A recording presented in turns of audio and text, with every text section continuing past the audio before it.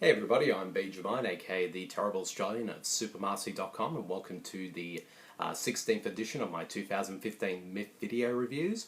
For this one, I will be reviewing the psychological drama thriller Queen of Earth, and as well as the first part of Miguel Gomes' trilogy of films, Arabian Nights Volume 1, The Restless One. So let's get right into it. And just so, as I stated once again, and I'll say it as I did in previous episodes of this video log series, I will be reading the synopsises for both these films from this year's MIFF guide, so that way I don't screw up what the films are about. So let's get right into it. And first up, of course, is Queen of Earth. Shaken by her father's death and a difficult breakup, Catherine retreats to the lakeside cabin with her Catherine retreats to the lakeside cabin of her friend Virginia in an attempt to heal, but their once strong friendship begins to strain, with the presence of boy next door Rich further amplifying the shimmering tension between the women. This film was written and directed by Alex Ross Perry. Yep, that's right. This is my very first film of his that I have seen. I haven't seen his previous work, but I do know of them. Particularly one in particular called Listen Up, Philip, which I haven't seen yet, but I've heard good things about it. So this is my first introduction into him as a director, and I kind of was very intrigued by the premise, because like a lot of people, I do enjoy a good psychological drama or thriller that sort of follows a character as they sort of, in a way, kind of descend into madness during the course of a film.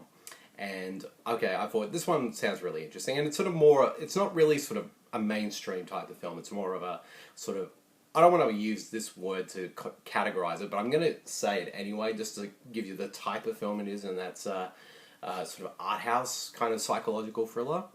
And but I was looking forward to checking this out because, again, I've heard great things about this one, and the premise sounded really interesting to me. And unfortunately, though, I didn't really think of much with this one. Unfortunately. I feel like this one doesn't really add anything that we haven't seen many times before in other sort of psychological dramas or thrillers and whatnot.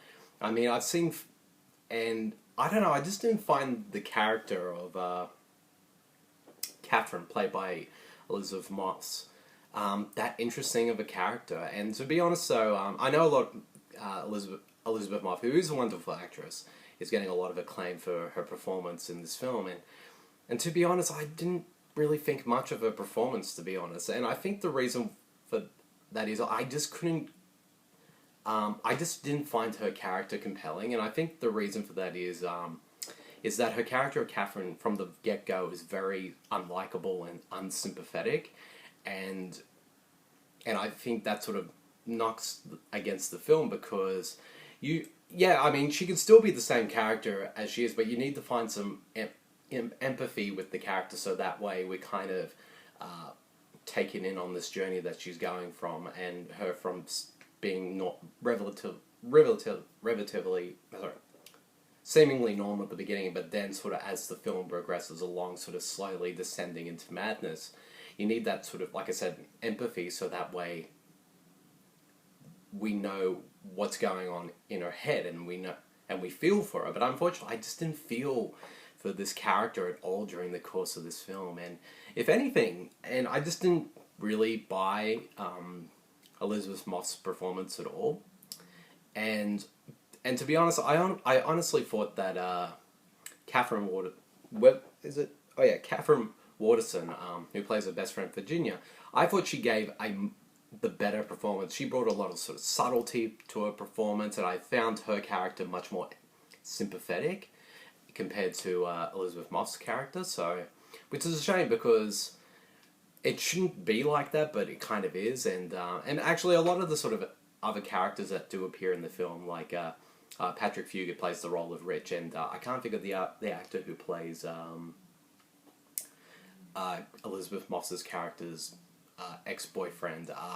They kind of show up, and, you know, they're kind of stock characters, so they didn't really sort of add much to the film. And to be honest, though, another thing that didn't really work for me was the tone. Like, I think, because at times the film, it has this sort of weird tone, like, it gets, it's like, intense and very dramatic, but then all of a sudden it just becomes sort of very funny. And I don't mind films that sort of have, have a bit of a odd balance, a mixture of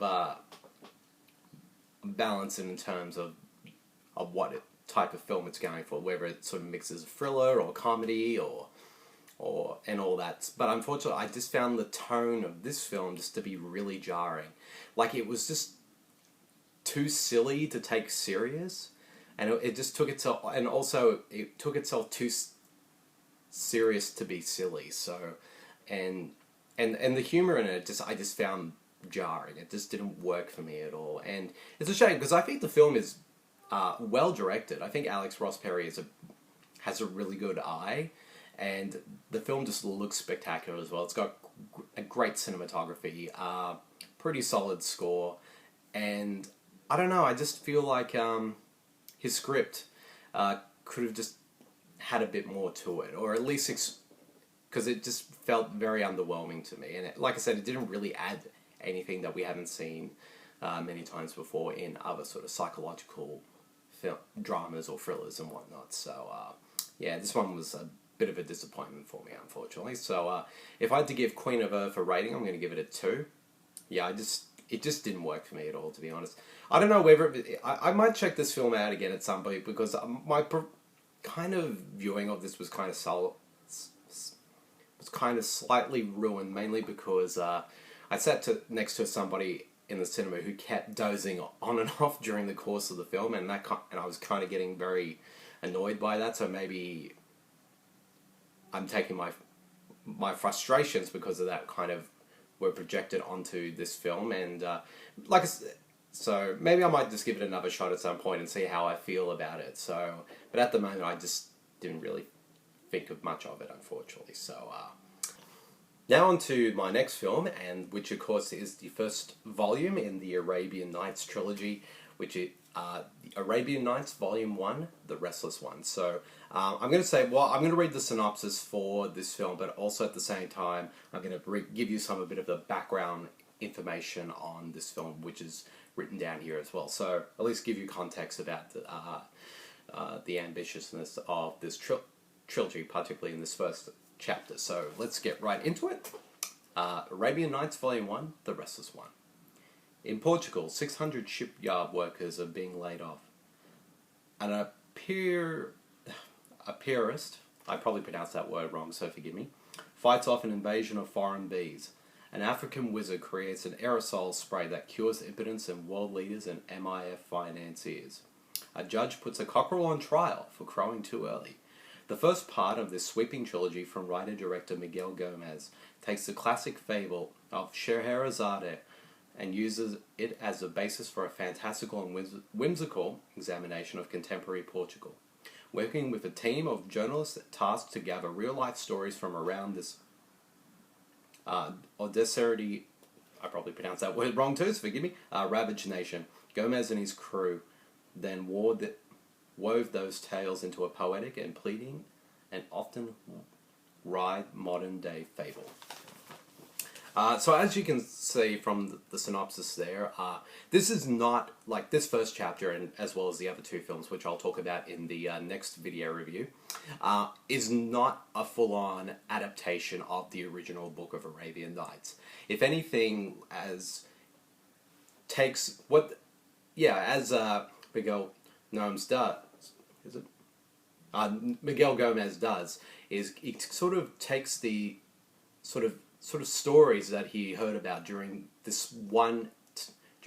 span of 1 year or so that happened during a sort of a very terrible time in Portugal, and sort of weaves them into the structure of Arabian Nights. And so it's not the same story, so you don't get all the classic tales that we all know about from the original book. Instead, he sort of takes these stories and fashions them into their own sort of fable-like tales, and weaves them in the same structure as the book. So Scheherazade, if I pronounce that character's name wrong, I apologize, does narrate these stories, and it also pops pops up at one point in one very quick segment. So it's a very interesting and ambitious idea for a film, and that was one of the reasons why I was very interested in checking this film out, and as well as the other two films. Especially I heard great things about it as well. And I'm just going to put it out there. I mean, it's a film that sort of has this sort of whimsical fable-like quality to it, but at the same time it has a very political edge to it that underneath it, but does it in the guise of, you know, sort of a fable. And I got to give the film credit for that, because it is an incredibly ambitious film, and I think Miguel Gomes does a great job with his direction here. The film looks spectacular, and the film sort of goes into sort of different sort of filmic styles. Like at some points, the film is shot in 16mm, other times in 35mm. But it just looks spectacular, and visually, this film is terrific. And a lot of the stories that are woven into this first part are really interesting.